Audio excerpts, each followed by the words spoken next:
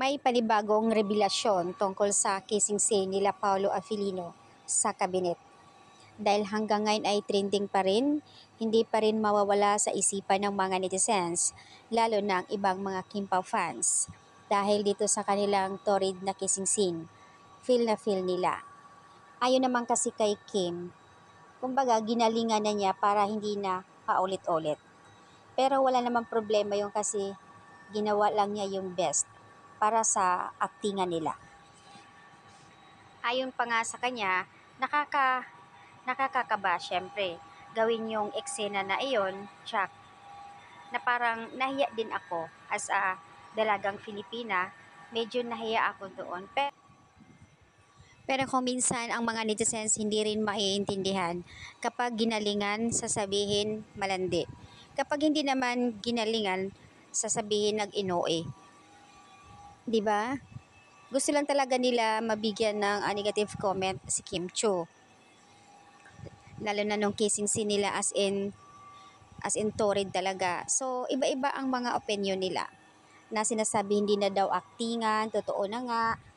Tapos yung iba sinasabi na masyado daw babae ang unang nang haharot, nang sabunot, or either babae daw yung agresibo compared daw sa lalaki, ganito. So, ayan, may kanya-kanya silang reaction doon sa kissing scene na yon.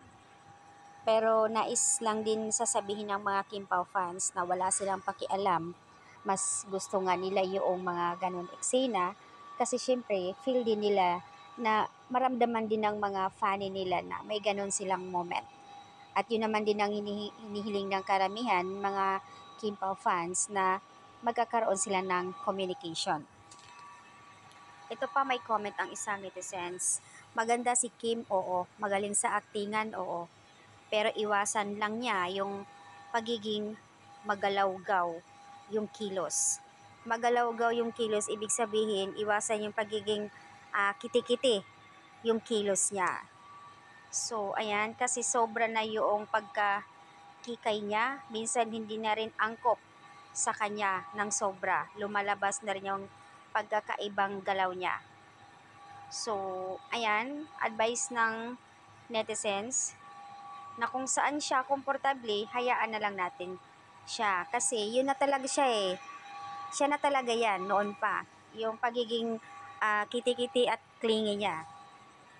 Kaya nga in fairness naman na 34 na si Kim, pero makikita nyo parang 16 years old pa lang. So, ayan, iba-iba yung mga suggestion ng netizens, reaction, yung pagbigay kasi ng positive energy niya na bawal sa kanya yung mga negative kahit sa bahay nila, ganyan din. Yung pagising kailangan positive energy siya. So, ayan, nakikita niyo naman sa mga video na laging energetic siya. So, ganun yan sa personal din yan. Positive energy ang tao. So, kung yun na yan siya, wala na tayong magagawa. So, ayan, everything si Kim para sa kanya. Ganyan na siya noon pa. Buti nga hindi siya masyadong dinamdam yung mga nangyayari sa kanila ni ex niya. Kita mo kahit na may pinagdaanan, pero makikita nyo sa kanya ang saya-saya niya tingnan. Pero syempre deep inside, ganun yun. Kaya yung ibang mga netizens dyan na kung ano-ano nagbigay komento about kay Kim sa pagiging kiti-kiti, sa pagiging OA sa kissing scene, sana iwasan nyo na lang kasi dapat kung totoong fan kayo or kahit hindi man, respeto na lang siguro para kay Kim Chiu.